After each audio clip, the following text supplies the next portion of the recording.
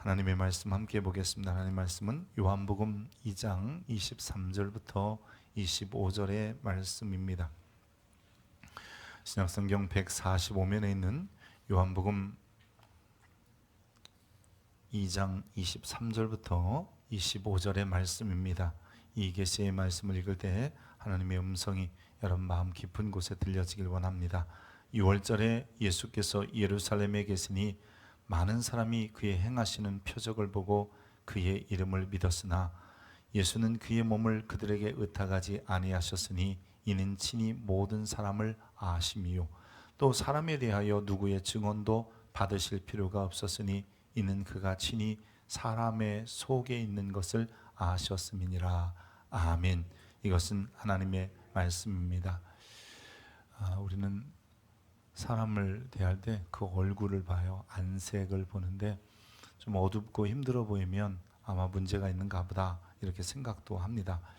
사람의 얼굴보다 더 중요한 것은 마음이라고 생각하는데 이 심정을 헤아릴 수 있는 사람이 있다면 또 그거보다 좋은 친구나 동역자가 없으리라 생각합니다. 얼굴의 안색만 살펴도 좋은데 우리의 마음까지 살펴주면 얼마나 좋겠습니까? 예수님은 6월절에 예루살렘 성전에 계셨는데 요한복음에 3번에 나오는 6월절 중에 첫 번째 6월절이고요. 예수님이 성전에 계시면서 그분의 성정상 예루살렘에 올라온 여러 병자들을 치유하셨을 겁니다. 그로 인해서 많은 사람이 예수님이 누군지 믿기 시작한 거죠. 오늘 우리가 읽은 본문 23절에 보면 6월절에 예수께서 예루살렘에 계시니 많은 사람이 그의 행하시는 표적을 보고 그의 이름을 믿었다라고 되어 있어요. 여기서 말하는 그의 이름이라는 말이 헬라어는 오노마라는 말인데요. 이 오노마라는 말은 그의 명성 혹은 그의 평판 이런 의미도 함께 담고 있는 말입니다. 그러니까 요한복음 1장에 예수님이 누군지를 이미 설명했거든요. 예수님은 메시아다, 그리스도다, 또 세상 이스라엘의 임금이고 말씀이 육신이 되어 세상 가운데 오신 하나님의 아들이다. 요한복음 1장에 이렇게 말을 하고 나서 이제 그분의 평판 혹은 그분의 명성을 믿게 되었다는 것은 이 유월절 사건을 통해서 많은 사람들이 예수님이 정말 그런 분이다라는 것을 믿기 시작했다라고 하는 겁니다. 아직은 온전한 믿음이 없어도 그래도 저들 속에는 예수가 최소한 오실 그분, 즉 기다리는 그분일 거야 라는 믿음이 조금씩 자라나기 시작한 겁니다. 실제로 예수님께서 이 2장에 보면 갈릴리 가나 혼인잔치에서 물이 변하여 포도주 되는 사건을 통해서 제자들이 그를 믿게 되었다라고 소개하잖아요. 2장 11절에 보면 예수께서 이 첫 표적을 갈릴리 가나에서 행하여 그의 영광을, 그분이 하나님 되심 혹은 그분이 메시아 되심 혹은 또 그분이 세상에 오시는 분이심을 드러내심에 제자들이 그를 믿었다라고 얘기합니다. 이제는 제자들뿐만 아니라 예루살렘에 모인 사람들도 아직은 온전하진 않지만 그래도 그 몇몇이 예수님이 정말 우리가 기다리는 메시아인가 보다, 그리고 하나님으로부터 오신 분인가 보다라는 믿음이 싹트기 시작한 것이지요. 제사들이나 백성들이 아직 온전한 믿음, 진짜 그분이 그분이야 라고 하는 것은 아니더라도 최소한 믿기 시작한 거예요. 저들의 믿음이 온전해질 때는 언제냐? 요한복음 2장 20절에는 이렇게 표현합니다.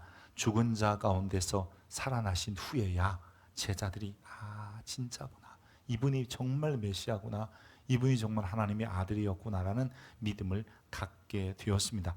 아직은 예수님께서 독생자인지 아직 그분을 온전히 받아들이지는 못했어도 최소한 그분이 오실 그이, 즉 이 오실 그이라고 하는 것은 구약시대부터 이스라엘이 끊임없이 기다려온 메시아를 얘기하는데 이제 그 오실 그이라는 믿음이 제자들을 넘어 민각 가운데 그리고 백성들 가운데 나가기 시작했습니다. 이렇게 세상에 오신 예수님은 하나님의 속성을 가지고 세상에 오셨습니다. 하나님의 위대한 속성 중에 하나가 뭐냐면 하나님의 성품, 하나님의 능력 중에 하나가 뭐냐면 모든 사람의 마음과 형편을 아시는 전지성입니다. 그러니까 모든 것을 아신다라고 하는 것이죠. 그래서 그런지 오늘 본문에 예수님의 명성 혹은 예수님의 평판, 예수님이 누군지를 소개하면서 오늘 본문을 기록한 사도 요한은 그분에 대해서 이렇게 더 부연 설명합니다. 예수는 그의 몸을 그들에게 의탁하지 아니하셨으니 이는 친히 모든 사람을 아시며 또 사람에 대해서 누구의 증언도 받으실 필요가 없었으니 이 사람 어때요? 이 사람 저래요? 이런 얘기 안 들어도 주님은 친히 사람 속에 있는 것을 아셨습니다 라고 이야기합니다. 예수님께서는 하나님이셨기에 이 땅에 오셔서 모든 사람의 형편, 처지, 상황, 아니 얼굴색만 보신 게 아니라 그 중심도 보고 계셨던 것입니다. 이미 세례 요한의 제자들이 예수님을 따라왔을 때에 주님은 그들을 아셨고, 베드로가 왔을 때 게바라는 이름을 덧붙여 주셨고, 나다네엘을 만났을 때는, 즉 빌립의 친구였던 나다나엘을 만났을 때는 야, 이 사람은 참 이스라엘 사람이고 속에 간사함이 없구나 라고 말씀하세요. 그랬더니 그 소리를 들은 나다나엘이 뭐라고 그랬겠어요? 아니, 나를 어떻게 아십니까? 처음 본 사람이 어떻게 아십니까? 라고 묻는 거예요. 그랬더니 주님께서는 야, 내가 너 안다고 지금 그러느냐? 나는 이미 네가 무화과 나무에 있을 때 다 보고 있었다 라고 말씀하고 계십니다. 여러분, 요한복음은요, 예수님이 다 아신 내용을 계속해서 끊임없이 기록하고 있습니다. 요한복음 3장에 가보면 니고데모라는 사람이 밤에 예수님을 찾아와요. 우리말로 얘기하면 주섬주섬 주절주절 뭔가를 얘기해요. 자기의 속에 담아있는 얘기보다는 그냥 선한 선생님입니다, 뭐 하나님께서부터 오셨습니다 등등 얘기하니까 예수님이 단도직입적으로 사람이 거듭나지 아니하면 하나님 나라에 갈 수 없다, 그가 마음에 품고 온 이야기를 콕 집어서 말씀하시는 거예요. 왜요? 꿰뚫고 계셨기 때문이에요. 4장에 보면 사마리아 성의 수가성 여인을 만나요. 근데 이 수가성 여인이 물길로 왔는데 주님께서 나에게 물을 달라 그러시면서 전에 남편 5이 있었던 것도 아시고 지금 이 여인의 마음속에 무엇이 있는지도 아시는 거예요. 그래서 예배의 장소가 사마리아나 예루살렘이 아니라 영과 진리로 예배하는 자를 하나님이 찾는다, 이렇게 말씀하시잖아요. 5장에 가면 베데스다 연못가에 38년 동안이나 누워있는 병자를 만났는데 성경은 이렇게 기록합니다. 주님이 그가 병에 걸린 줄 오래 아시고 그의 병이 오래인 줄 아시고 이미 다 아시는 거예요. 6장에서는 많은 사람들이 주의 말씀을 듣다가 저녁쯤 되니까 허기지고 배고플 거잖아요. 그러니까 주님이 저들을 어떻게 먹일 것을 아시고 빌립에게 이렇게 물어봐요. 너희가 먹을 것 주어라. 아, 가진 게 없는데요. 주님께서 그들의 중심에 무엇이든지 필요한 것을 다 아시는 분이다 라고 하는 겁니다. 요한복음 전체를 설명할 수는 없고요. 좀 뛰어넘어가서 보면 이 유다의 배신도 주님이 아시는 거예요. 베드로의 부인도 주님은 다 알고 계셨습니다. 그것은 누구의 증언이 필요한 게 아니에요. 누가 예수님에게 다 가서 말해 주어서 우리가 흔히 말하는 그제 꼰질러서 얘기해 주님이 그래 알았다 이렇게 하시는 게 아니라 사람의 겉모양뿐만 아니라 중심까지 보시는 주님은 다 아셨기 때문입니다. 예수님을 따르는 이들뿐만 아니라 오늘 예수 믿는 저와 여러분의 겉모양도 아시고 주님이 속모양도 아시고요. 겉에 필요한 것도 아시고요. 속에 필요한 것도 아신다는 것을 기억하시기 바랍니다. 여러분, 우리의 깊은 것을 주님은 아세요. 우리의 안색을 정도를 아는 게 아니에요. 저도 안색 정도는 볼 수 있어요. 여러분, 이 무슨 통찰력 있는 게 아니라요. 앞에 이렇게 서 있으면 저분이 딴 생각을 하고 있는지, 오늘 졸린지, 근심거리가 있는지 그런 건 정도, 아니면 뭔가 굉장히 바쁜 것 같은 표정도 다 보여요. 근데 여러분, 주님은 그 정도가 아니라 우리의 깊은 곳의 필요도 아시고 우리의 깊은 곳을 알고 계시는 분이십니다. 자, 여러분, 일반적으로 사람들이 나는 이런 게 필요해요 라고 하는 느끼는 것을 우리는 펠트리드라고 이야기를 합니다. 내가 느끼는 당장에 필요한 것들이요. 그러나 이런 펠트리드, 내가 지금 느끼는 것 이상의 실제로 진짜 내게 내 문제의 해결을 가져다주는 필요를 아는 것, 이것을 리얼리드, 진짜 필요한 것이라고 이야기합니다. 당장 피곤하고 졸리면 우리가 고용량 카페인이 들어가는 음료를 내 몸이 당장 필요로 합니다. 하지만 그것은 우리의 삶을, 즉 잠시는 깨어있게 할지라도 우리의 몸이나 또 모든 삶에 있어서 좀 더 나은 이런 삶의 질을 높여주지 못해요. 수면 부족을 채우기 위한 휴식과 오히려 좋은 영양 공급이, 영양 섭취가 우리 몸에 진짜로 필요한 것이라는 거죠. 예를 들어서 요즘 직장인들이 출근길에 마시는 아이스 아메리카노는 이게 더 이상 음료가 아니라 그래요. 그것은 생존 수혈이라고 합니다. 그거 한 잔 마셔야 하루를 산다 뭐 이런 거잖아요. 당장 눈을 뜨게 해주는 카페인이 사실은 펠트리드예요. 내가 지금 당장 느끼는 것이에요. 하지만 카페인으로 하루하루를 버티다 보면 내 몸은 속으로부터 망가지게끔 되어 있습니다. 우리 몸이 진짜 원하는 리얼 리드는 좀 쉬자, 좀 여유를 갖자, 좋은 영양을 공급해서 몸을 만들자. 이게 진짜 원하는 것입니다. 우리 하나님 앞에 나와서 우리들도 당장 내가 필요한 것들을 기도하기도 해요. 하나님 돈 문제 해결해 주세요. 또 하나님 이 갈등 좀 어떻게 풀어주세요.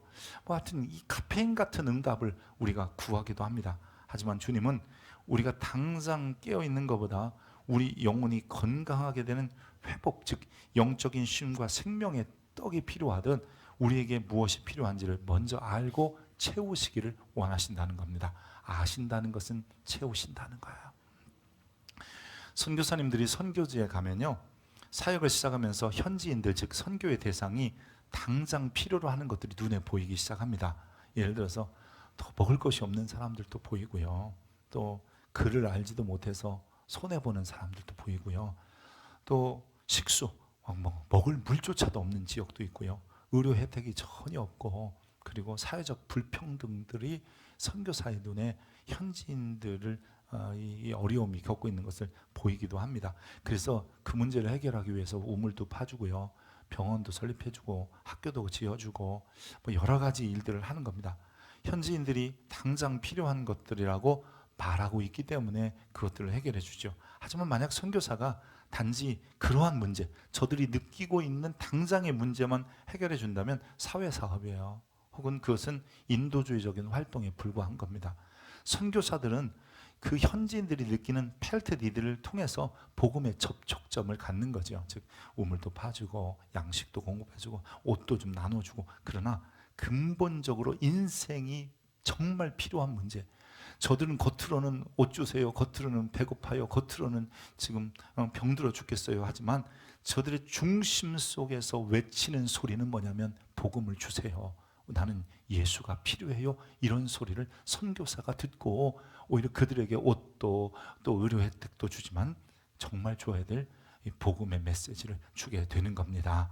여러분, 그래서 선교사들은 이 현지인들의 배고픔, 목마름을 외면하지는 않고요, 또 그것을 주면서 채우면서 이제 곧 주님께 와라, 주님께서 여러분의 영혼의 문제를 또 구원하시고 해결하기 원하신다라고 전하게 되는 것입니다. 여러분, 다시 한번 본문을 봅시다. 오늘 본문 25절에 보면 또 사람에 대하여 누구의 증언도 받으실 필요가 없었으니 이는 그가 친히 사람 속에 있는 것을, 무엇이 원하는지, 무엇이 필요한지, 무엇을 기대하고 바라는지를 다 아신다라고 하는 겁니다. 여러분, 우리들이 무언가 필요해서 아우성 칠 때 주님은 그게 진짜 필요한 것인지를 알고 계신다는 거예요. 그럼 이스라엘 백성들이나 주님을 따르는 자들도 떡이 부족하여 지금 당장 배고파 죽겠습니다라고 외칠 때 주님은 이 떡의 문제가 아니라 저들에게 정말 중요한 것은 생명의 떡이다라는 것을 아셨기에 그분은 자기를 내어주시는 겁니다. 그래서 먹고 배부러워서 지금 떡 얻어먹고 쫓아다닐 때 주님은 그게 아니라 내가 생명의 떡이다라고 설명하고 계신 거예요. 맹인이 눈을 뜨는 사건을 한번 생각해 보세요. 요한복음 9장 나오는 사건인데요, 그것도 굉장히 큰일이죠. 한 번도 보지 못한 자가 세상에 본다는 것 얼마나 귀하겠어요. 그러나 주님은 사람의 육신의 눈이 뜨고 안 뜨고의 문제가 아니라 이제 그보다 더 큰 것은 하나님의 나라를 바라보고 하나님을 바라보기를 원해서 예수님께서 이렇게 말씀하시는 거예요. 저들의 영안이 열리길 바라요. 나는 세상의 빛이다. 그분이 빛이 되어주셔서, 어쩌면 태양을 통해서 사물을 확인하고 빛깔을 확인한다면 우리는 예수라는 빛을 통해서 하나님을 바라보고 하나님 나라를 기대하게 되는 것이지요. 여러분, 그게 더 중요해요. 우리는 겉으로 눈을 뜨기를 원합니다라고 할지 모르지만 주님은 네가 하나님 나라를 바라볼 수 있어야 된다고 말씀하고 계시는 거예요. 왜냐하면 그게 나도 알지 못하는, 내가 나를 알지 못하는 내 영혼의 깊은 간구이기 때문입니다. 지금도 예수님은 우리에 대해서 너무 잘 알고 계십니다. 어쩌면 나보다 나를 더 잘 알고 계십니다. 내 이름뿐만 아니라 내가 진짜 필요한 것이, 내가 정말로 기대하는 것이, 내 영의 깊은 곳에서 소망하고 바라는 것이 무엇인지 주님은 알고 계시는 겁니다. 내 이름, 나의 삶, 나의 장래, 주님은 다 아시는 거예요. 우리가 어쩌면 내가 바라는 것은 성공, 출세, 안락하고 행복하고 여유 있는 삶, 그래도 좀 그래 사람답게 살고 싶은 것, 그게 우리의 펠트리드, 지금 내가 구하는 것일지 모르지만 주님은 그보다 더 깊은 근본의 문제를 알고 계시고 그 문제를 해결하기 원하시는 겁니다. 왜냐하면 그분은 우리를 지으셨기 때문입니다.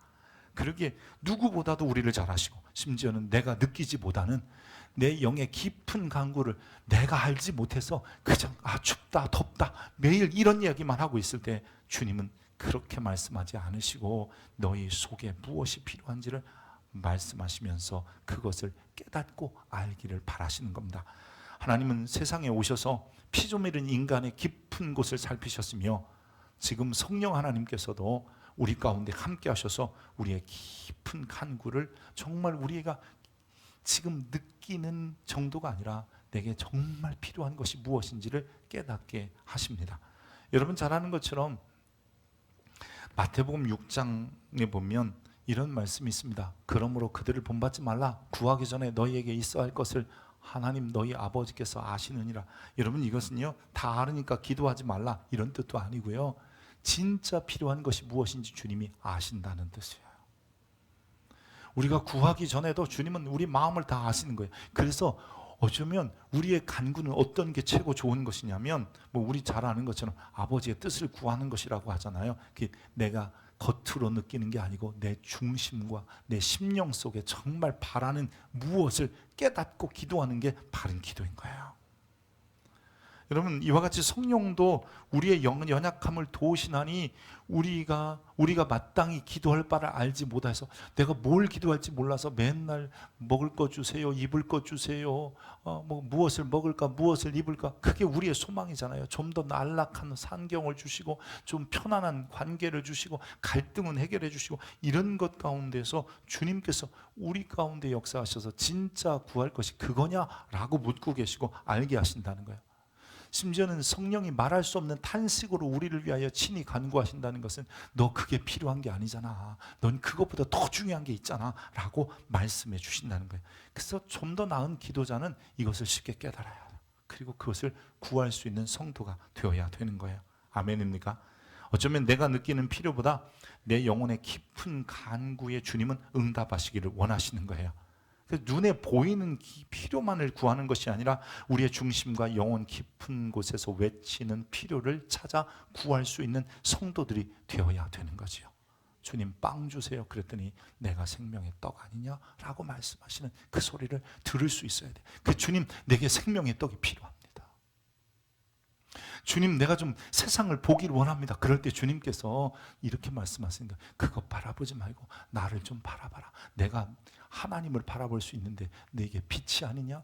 나의 빛을 통해서 하나님의 나라를 바라보라고 하시는 겁니다. 주님 나 좌절스럽고 절망스럽습니다. 이 문제만 해결되면요 라고 할 때 주님이 그렇게 말씀하시는 게 아니에요. 또 때로는 주님 내가 병들었습니다. 아픕니다. 고통스럽습니다. 그럴 때 주님께서 그 육신의 질병에 통해서가 아니라 그 더 깊은 정말 저가 외치는 부르짖음이 무엇인지를 주님이 알기를 원하시고 그것을 구하기를 원하시는 겁니다. 종종 이렇게 스마트폰을 쓰다 보면 이 배터리가 얼마 안 남으면요, 제일 좋은 방법은 여러분 폰에 그런 기능이 있으면 배터리 절약 버튼을 딱 누르는 겁니다. 그러면 화면이 조정이 되고요, 그리고 웬만한 앱들이 다 정지가 되어서 최소한 이 전화기의 역할만 할 수 있게 해줍니다. 어쩌면 이 배터리의 화면의 밝기를 낮추고 웹을 종료하는 것은 여러분 이거는 지금 당장 필요한 문제의 해결이라고 생각합니다. 그런데 보십시오, 그것 가지고는 잠시 후에 결국은 꺼지게끔 되어 있어요. 조금 연장할 뿐이지요. 근본적인 해결책은 밝기 조절이 아니라 그냥 전원을 연결하는 것밖에 없는 거잖아요. 우리 인생에 고난이 오면 우리는 환경을 바꾸고 사람을 찾아다니며 밝기 조절하려 할 때가 너무나 많아요. 그러나 주님은 말씀하십니다. 네 영혼의 배터리가 방전된 이유는 나로부터 분리되어 있기 때문이다. 그분과 연결되어질 때에 우리는 단지 필요에 의한, 아니 느끼는 필요가 아니라 내 영의 깊은 곳으로부터 정말 필요한 것이 무엇인지를 발견하게 되고, 그 발견하게 됨으로 인하여 주께 구하기도 하고요, 주께 얻기도 하는 겁니다. 주님께서 우리 다 안다라는 것은요, 걱정하지 마라, 너 가만히 있어도 내가 해결해 준다는 뜻이 아니에요. 네가 진짜 필요한 것이 무엇인 줄 알고 내게 나오라. 그리고 그 필요한 것이 무엇이 아니고 나를 만나라고 말씀하시는 겁니다. 내가 진실로 필요한 것이 무엇입니까? 여러분, 오늘 이 시간 우리는 점검해 봐야 됩니다. 우리에게 필요한 것들이 단지 먹고 사는 문제인지, 평안하고 여유 있고 그래도 좀 더 나은 삶을 살아가는 것이 결국 내 깊은 영혼의 간절한 기대인가 돌이켜 봐야 합니다. 요한복음은요, 우리가 정말 구해야 될 것이 있다면 이런 거라고 그래요. 결국 예수님이 누군 줄 알고 그분을 사랑하는 거라. 주님이 우리의 마음속에, 우리 안에 있는 즉 이것을 가지라고 한다면 그것도 그거예요. 우리가 예수를 그리스도로 믿고 내가 그분을 사랑해야 된다는 겁니다.